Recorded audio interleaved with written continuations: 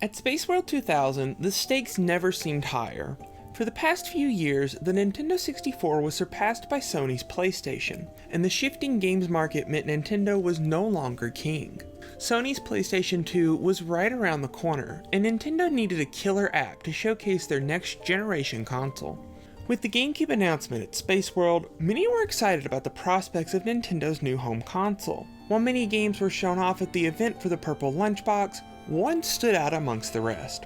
Located in the middle of a GameCube highlight reel was the first look at what the Legend of Zelda series could look like on the Nintendo GameCube, and fans were excited. An older Link and Ganondorf were shown fighting in an eerie castle, their swords clashing while impressive lighting and cutting-edge sound demonstrated how powerful the GameCube truly was. A year later, and the next entry in the Legend of Zelda series was ready for its full unveiling going into Space World 2001. What gamers weren't expecting was a radically different art style that would leave some wondering where the more mature stylings the series had adopted over the past few years had gone. Instead, it was replaced with a cartoonish, cel-shaded Legend of Zelda title that looked closer to a Saturday morning cartoon. You should never judge a book by its cover, and as we learned from the series' first release on the Nintendo GameCube, you should never judge a Legend of Zelda entry by its first trailer. A swashbuckling adventure on the high seas awaits with the story of The Legend of Zelda: The Wind Waker. The Legend of Zelda tech demo first shown off at Space World 2000 may have hyped up fans, but back at Nintendo, development on a new Zelda game had just started. Before the production of Majora's Mask had ended, a small team within Nintendo EAD was drawing up concepts for Link's next generation adventure. Heading the project was Shigeru Miyamoto and Takashi Tezuka as producers, with Eiji Aonuma returning as the sole director of the project. Yoshiaki Koizumi, one of the directors for Ocarina of Time and Majora's Mask, stepped down to the role of assistant manager for the project. Koizumi was also directing the next installment in the Super Mario series at the time, and this project would be the final Zelda title that he was actively involved with. The team at Nintendo EAD, however, were growing tired of the same standard Zelda fare.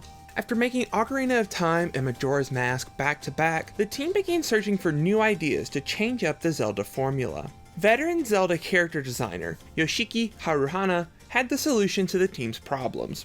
Sort of. Haruhana had created a design of Link that was more cartoonish, featuring a smaller proportioned body alongside large, expressive eyes. Other team members began designing classic Zelda enemies and characters in a similar art style. The cartoony aesthetic revived the team's ambitions, and they began crafting a new Zelda game around it. For Link's first outing on the GameCube, many of the core tenets of previous 3D Zelda adventures remained. Combat was largely the same as Ocarina's, with Link being given a few new techniques to work with. The team still crafted a large adventure, with plenty of heart containers, dungeons, and new items to discover.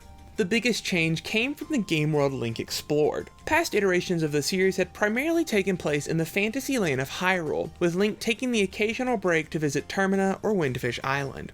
The GameCube adventure was still in Hyrule, but it was far different from any Hyrule we had ever seen before. In-universe, the world of Hyrule was flooded by the goddesses to stop Ganondorf from seizing power once again, leaving only scattered islands across the map. To traverse this world, Link couldn't rely on their trusty steed like previous games. Instead, sailing was introduced to the series. With the help of a talking boat named the King of Red Lions, and a magical baton known as the Wind Waker, Link had everything they needed for an adventure on the high seas. A wide-ranging ocean, with islands dotted about, created a distinctly different environment, one that promised to be a very different game than any of the previous entries. Development was progressing at a fast pace, and by Space World 2001, the team was ready to show off their new product. On August 23, 2001, Shigeru Miyamoto took the stage at an executive's presentation being held at Space World. Most of Miyamoto's time was spent sharing details on Mario's next game, Super Mario Sunshine. But at the end of his portion of the presentation, Miyamoto shared a trailer for the next Legend of Zelda game. Unlike the previous year's technical showcase, Link was noticeably younger, and the eerie castle was replaced with a cartoonish fortress. The new Zelda adventure utilized cel shading as well, leading some to tentatively dub the game Zelda. Reception for the new trailer was incredibly divisive. While some praised the art style for being a new take on the formula, others lamented the lack of mature themes they had come to associate with the series' previous two entries. All of this came to a head in an era where Nintendo's branding was seen as childish compared to the more popular options of the PlayStation 2 and upcoming Xbox. In response to the original unveiling, Miyamoto opted to close down future looks at the title until the team could showcase the unique gameplay they were cooking up. Zelda made its next appearance at E3 2002. During Nintendo's press conference, Miyamoto presented a new trailer for the game and a live demo. The trailer was noticeably more cinematic than the previous one, hinting back to Ocarina of Time's marketing. Miyamoto's demo of the game, albeit somewhat glitchy, showcased the evolution of gameplay over previous entries. During the presentation, Miyamoto also showed off new features for the game, including the ability to connect the latest Zelda adventure with the Game Boy Advance. If Miyamoto's demo wasn't enough for you, Zelda was playable on the show floor at E3, with nearly a dozen booths set up. Zelda's second showing received a much more positive response, with the in-development title winning the Critics' Choice Award for Best Console Game. News on Zelda for GameCube didn't slow down after E3. New screenshots and press releases for the game gave players new looks at the upcoming title. In September, Japanese players were finally given a release date, while those outside of Nintendo's home country were given the sad truth. The next Zelda game wasn't coming out in 2002. But back at Nintendo, they were struggling to finish the game on time. In the final few months of development, 2 of the dungeons being designed for the latter half of the game were completely scrapped. They replaced it with the Triforce Quest, a large portion of the endgame that required the player to search for the Triforce pieces across the sunken Hyrule. To keep fans happy until Zelda could make its official debut on the GameCube, Nintendo offered up an incredible pre-order incentive. If gamers pre-ordered the next Zelda for GameCube, they were given a free copy of the Legend of Zelda Ocarina of Time Master Quest. Master Quest was based on the original Nintendo 64 release, with the added Master Quest Challenge being included. The Master Quest itself was largely based on Ura Zelda, the unreleased expansion of Ocarina of Time for the Nintendo 64 DD. Players flocked to their local game stores to pre-order Zelda on the GameCube, and the title quickly became the most pre-ordered game of all time. However, many simply canceled their pre-orders after receiving their bonus item, inflating the number of pre-orders actually sold. By the time this promotion reached Europe, NOE opted to only include the pre-order bonus with the full release of the game to cut down on cancellations. On December 13, 2002, The Legend of Zelda Kaze no Takuto was released for the GameCube in Japan. The game was immediately met with near universal praise from Japanese gaming critics, with the title being awarded a 40 out of 40 from Famitsu, the 4th title in the magazine's history to do so. Initial sales in the region were strong, with over 400,000 copies of the game being sold during its debut week. International fans, while envious, were still thrown a bone during the month. An official subtitle and release date were given for the game. Outside of Japan, the full title was The Legend of Zelda: The Wind Waker, and it was coming to Western shores in the spring of 2003. Just a few short months later, The Legend of Zelda: The Wind Waker was released in North America on March 24, 2003. Critical impressions were strong for the North American version of the game, with the title even receiving a perfect score from Nintendo Power and Game Informer. The once divisive art style was praised, with some stating Wind Waker was the best looking video game to date. The game's combat, dungeons, and music were also praised, sticking true to Zelda fashion. The only major point of contention came from the game's sailing segments. These sections were considered boring by many, as the high seas of Hyrule rarely offered much outside of sparsely populated islands or nearby talking fish. Sales in North America were strong as well. Over 500,000 copies of The Wind Waker were pre-ordered in the region, setting a record at the time for the most pre-ordered game.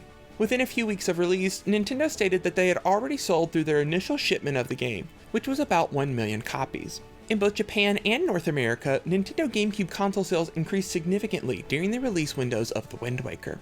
In April, The Wind Waker was released in South Korea, marking the first time the series was legally obtainable in the country. However, the South Korean version of the game did not feature any translation or localization work. It was one of only a few dozen titles released for the system in the region before it was quickly discontinued. In May, PAL Territories finally received the game. In Europe, a special bundle including the game and a platinum-colored GameCube was released for €199. Like in other regions, the game was met with strong critical and commercial reception, with CVG magazine awarding the game a perfect score. The Wind Waker once again sees the player taking control of Link. In this entry, Link is a young child on Outset Island, where they live with their grandmother and younger sister. While playing one day, Link spots a giant bird carrying a young girl across the ocean. Behind them is a ship, pelting the bird with a barrage of cannonballs. One of the shots hits, causing the bird to drop its captive in a forest to the north of Link's location. Armed with his trusty sword and shield, Link rushes to the forest to save the girl, who reveals herself to be the pirate captain Tetra. As Link and Tetra make their way to shore, where Tetra's comrades have set anchor, the giant bird returns, stealing Link's younger sister, mistaking her for Tetra. Link joins up with Tetra and her gang of pirates to save their sister. The group travels to the Forsaken Fortress, a foreboding fort armed to the teeth with enemies. After sneaking their way in, Link comes face to face with a powerful shadowy figure who hurls the young hero out of the fortress into the depths of the sea. Link awakens to find their life saved by a talking boat named the King of Red Lions. After finding a sail on Windfall Island, Link sets out on their quest to find the Master Sword and save their younger sister from the mysterious figure in the fortress. The rest of 2003 was fairly quiet for the Wind Waker, although the game saw a resurgence in popularity during the holiday shopping season. In North America, the game was bundled alongside the Legend of Zelda Collector's Edition and a special Nintendo GameCube bundle that retailed for only $99, the MSRP of the system at the time. The Wind Waker also racked up several End of the Year awards. Nintendo Power, GameSpot, and Planet GameCube, now known as Nintendo Life, all gave the game their Game of the Year award. Wind Waker also won several awards for its art style, including Outstanding Achievement in Art Direction at the Interactive Achievement Awards and Excellent in Visual Art from the GDC Awards. The strong critical reception and awards helped Wind Waker sell over 4 million copies worldwide, making it the 4th best-selling game ever released on the Nintendo GameCube. The Wind Waker has been re-released a few times since 2002 and 2003. On the Nintendo GameCube, the title was released as a player's choice option, and came bundled in a special dual release alongside Metroid Prime, although these releases are notoriously difficult to find and quickly became collector's items.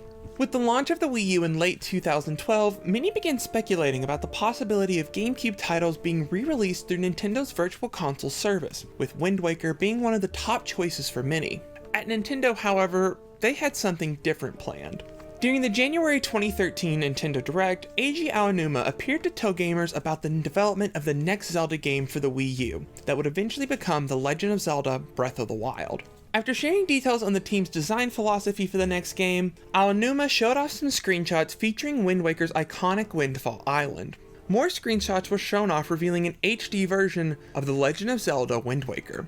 Aonuma stated that the Zelda team had been trying out different art styles for the first HD Zelda title. The Wind Waker HD came about as the team found the game's art style to translate best to high-definition graphics. Aonuma gave further details on the team's development process, stating that they remade certain areas for Twilight Princess and Skyward Sword on the Wii U, both of which received HD remakes in the following years. Despite being a 10-year-old game at the time, Nintendo heavily promoted the Wind Waker HD as part of its 2013 lineup. The game was showcased multiple times during the year through Nintendo Directs and on the show floor at E3 2013. The team primarily focused on updating the visuals, but included a handful of quality of life updates as well. Most notably, the game's Triforce quest at the end of the game was sped up, and a new fast sail was added to the game to help players get across the seas in record time. The Wind Waker HD was released on the Nintendo eShop on September 20th, 2013 in North America, with a physical launch of the game coming 2 weeks later on October 3rd. On the day of release, Nintendo released a special Wii U bundle featuring a digital copy of the game, a digital copy of Hyrule Historia, and a black 32GB Wii U with a special gamepad embroidered with Zelda imagery. It's the only special edition Wii U model to have been released, although the system included is just a standard black Wii U. The game also received a special collector's edition in North America, but it was exclusive to video game retailer GameStop.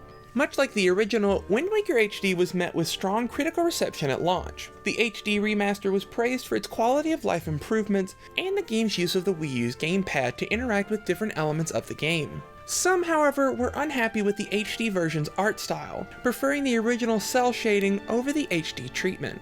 Wind Waker HD saw solid commercial success as well. Over 2 million copies of the game were sold on the Wii U, landing it in the top 10 best-selling games for the system. It's hard for me to talk about the Wind Waker without gushing on about it for hours, so I hope you'll forgive me for some blatant fangirling. The Wind Waker is, in my opinion, the best 3D traditional Zelda, and for a long time, it served as my favorite entry in the series. I first played the game on the Nintendo GameCube all the way back in the mid-2000s. I was staying over at a friend's house for my first sleepover, and I found the game tucked away under some furniture. My friend had been missing it for a while. We booted it up, and I played a little, but I had a hard time grasping everything. I was still relatively new to more advanced games, and being thrown into the Wind Waker halfway through the game with no instructions wasn't helping me. The next morning, while everyone was sleeping, I tried the game again. This time starting a new profile on my GameCube memory card I brought along. It was alright, but my brief time with the game didn't leave a strong enough impression for me to get my own copy at the time. I didn't get to truly experience the Wind Waker until the spring of 2012. After playing through Ocarina of Time 3D on the 3DS, and Twilight Princess and Skyward Sword on the Wii, I wanted to try out Link's GameCube exclusive. I quickly fell in love with the characters and the world of the Wind Waker. I loved sailing the high seas, finding the occasional island to just mess around on. I loved the beautiful graphics and excellent soundtrack. I smiled through every dungeon the game had on offer. To me, it was the first Zelda since the original that really captured that sense of openness and mysteriousness to its world. And when I finished it, I couldn't help but feel a little sad. I had grown to love this game so much during my playthrough, I didn't want it to end. And you know I picked up Wind Waker HD as soon as I had my own Wii U in 2013. The Wind Waker was both a critical and commercial success, but that childish branding stuck with the game in the years following its release. This only became worse when the next Zelda game, Twilight Princess, opted to go back to the more realistic art stylings seen in the initial GameCube tech demo. It also likely caused the cancellation of a full Wind Waker sequel on the GameCube, as Toon Link was pushed to handheld consoles for their next two entries. But now, it looks like Wind Waker has made a full recovery. What was once seen as a cartoonish take on the series is now one of the most visually unique games in the series. While I don't consider this entry my absolute favorite anymore, it still stands as one of the best titles released in the Legend of Zelda series, and one that shouldn't be skipped. Thanks for watching. If you enjoyed the video, be sure to leave a like and share this video on your favorite social media sites. In the comments below, I want to know your thoughts on the Wind Waker. Have you played it? And would you like a version of it on the Switch, HD or otherwise? Subscribe to catch the next video when it comes out next week. In the next part, we're going into our third double header with arguably the most forgotten entry in the series, The Legend of Zelda 4 Swords and 4 Swords Adventure.